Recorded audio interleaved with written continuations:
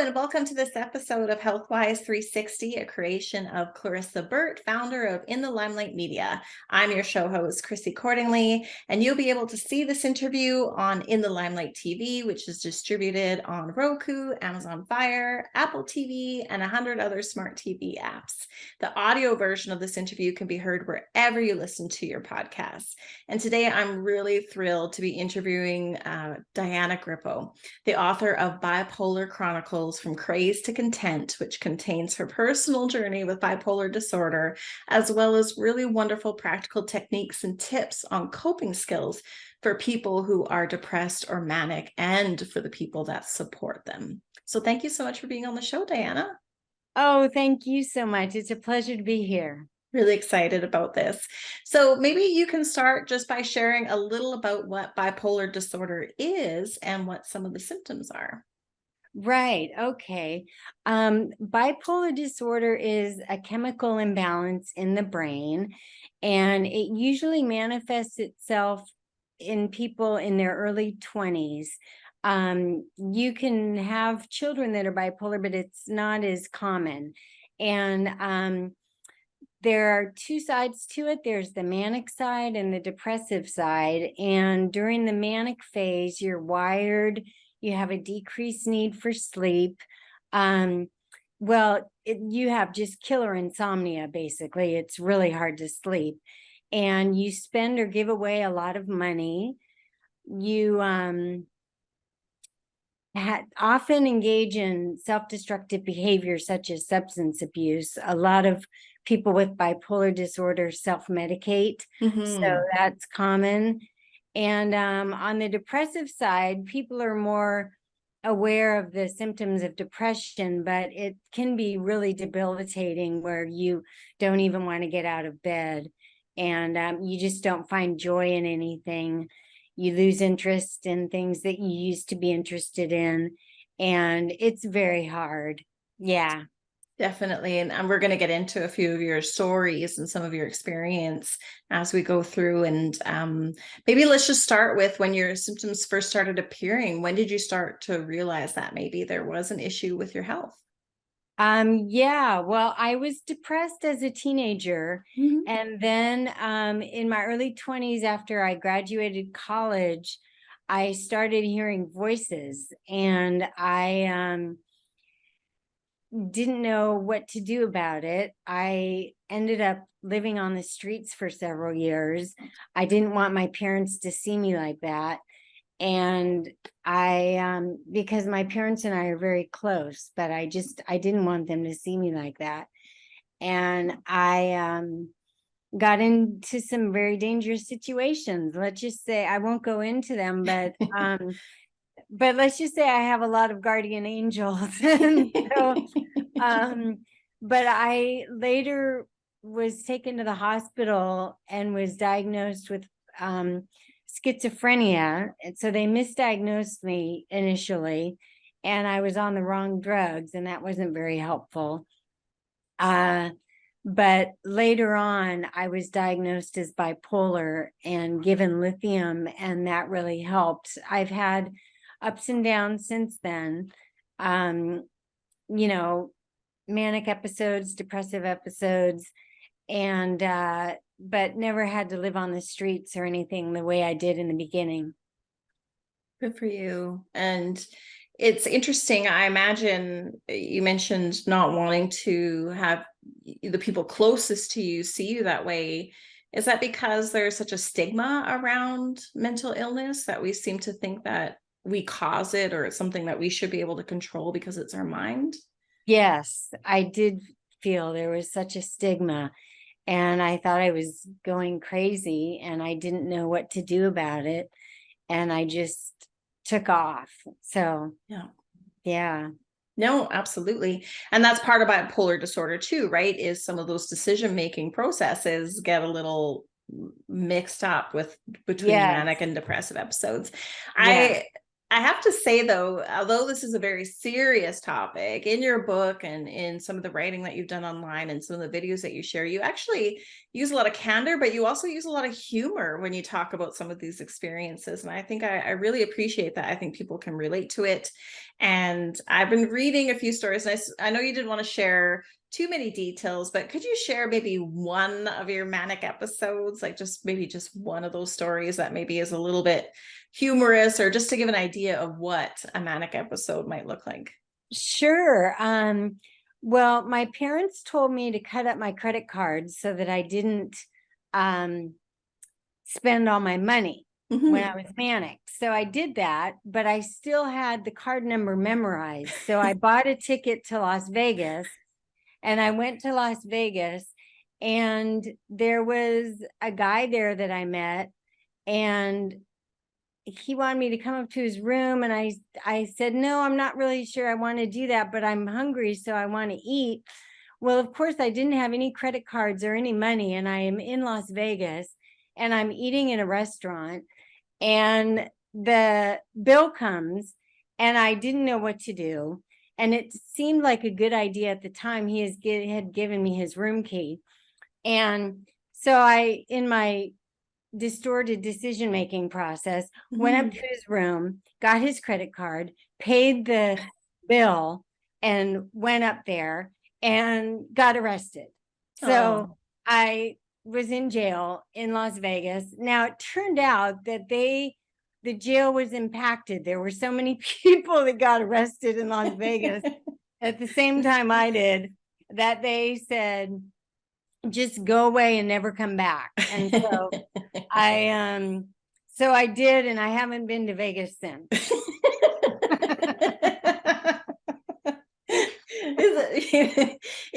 And I appreciate that, because at the time, like, wow, I'm in jail, but I mean, we look back and to understand that it's not a human failing or anything. This is really an illness, right? And it really affects the ability for us to change the way we view behavior, the way we make decisions, and how everything seems so justified in the moment, and then after you're like, wow, that was a little crazy. But I'm so happy that you're safe and you're fine. And I mean, it sounds like Las Vegas probably would have a very busy jail system anyway. Yes, there's probably a few hooligans, right, every night. So yeah.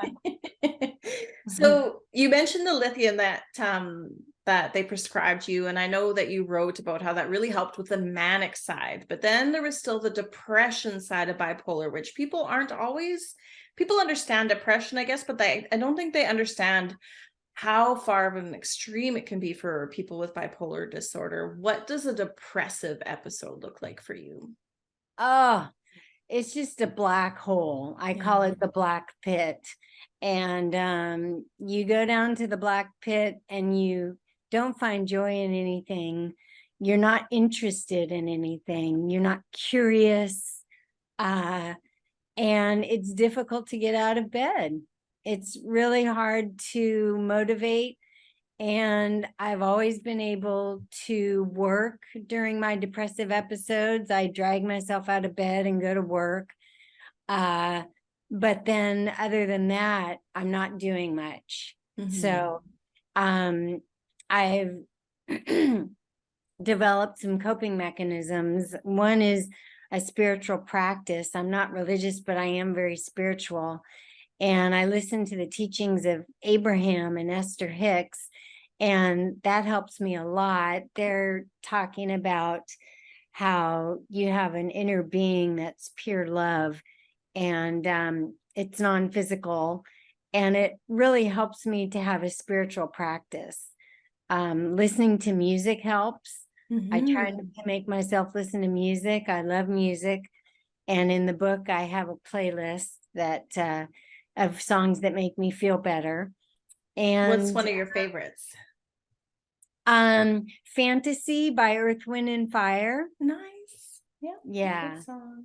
Yeah. Good song. And So yeah, I was actually going to ask you, the next question was that you mentioned the 3 specific strategies. Obviously, there's the spiritual path, which you talked about, Abraham Hicks. I mean, and those are wonderful resources. And listening and meditating and just getting close to spirit and acknowledging that you're divine is so helpful, right? It helps because illness can sometimes make us feel like there's something wrong with us, and there's absolutely nothing wrong with you, right?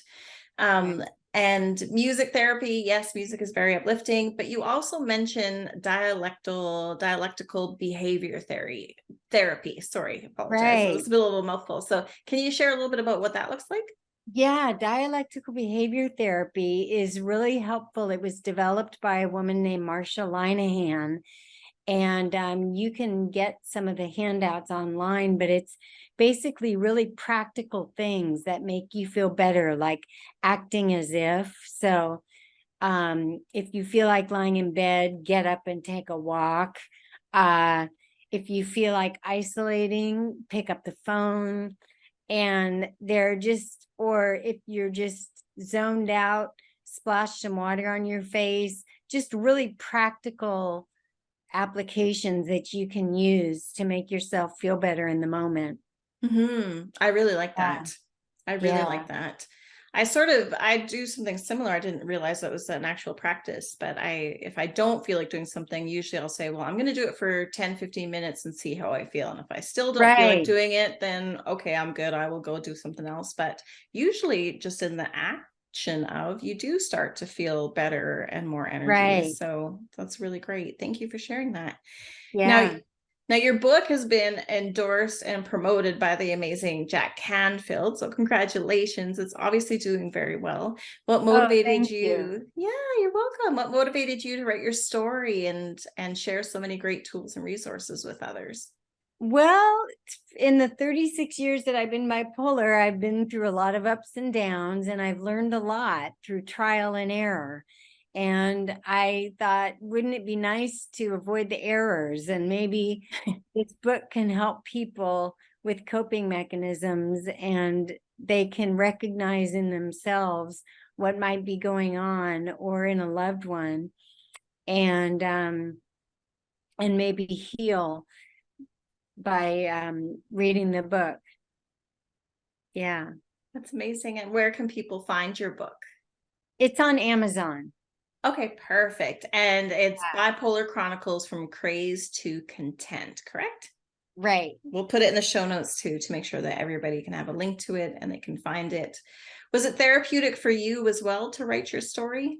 It really was. It was very therapeutic. Uh, it was difficult sometimes. Writing about the depressions is difficult. Writing about the manics, sometimes they are humorous. A lot Yeah. of the time there's humorous things that can happen, but there's just nothing funny about depression. And so that was kind of hard, but I got through it. Yeah. Good for you. Good for you. Yeah. So what can someone do if they maybe notice that they have a loved one, or they know of a loved one that suffers from bipolar disorder? How can someone really be a great support to them? Well, it really is a roller coaster if you're not medicated. Yeah. So the best thing to do is get them in the car, and they'll be mad at you initially, but get them in the car and take them to the hospital and get them some help. When they're stable, they'll probably thank you because they're off the roller coaster. And it's really hard to talk to someone who's in a manic episode and say, let's go to the hospital. That's not going to work. So you just got to get them in the car. Yeah. Hospital, I'm going to Vegas. Yeah. Exactly. But it's definitely about, doing hopefully what's best for them and trying to get them to see that, you probably feel really on a high right now, but this is not a normal high, right? This Right. is something that's a little extreme. Right. Right. Absolutely. And what if someone, confides in you that they're really struggling? What are some other things that you can possibly say to them? What are some good words of encouragement you can give someone with bipolar disorder? Yeah, well, that it's not your fault. Mm-hmm. It's nothing you did. It's a chemical imbalance in the brain, and that medication can help. It really can. Yeah, Absolutely. Yeah, we have to end yeah. that stigma. Definitely. Right, right. Perfect. Are there any other thoughts that you would like to share with our listeners today? Well, I just hope that they can get some good ideas by reading the book, and feel not so alone if they're suffering or if a loved one is suffering. Um, it's not that common, but it's getting more well known, bipolar disorder. And so but there's still the stigma, and I wish I could erase some of the stigma. That would be wonderful. Absolutely. And how can Yeah. we as a community work together towards helping end the stigma, like for, like we talk about ableism a little bit, people that are, mentally well or don't have imbalances?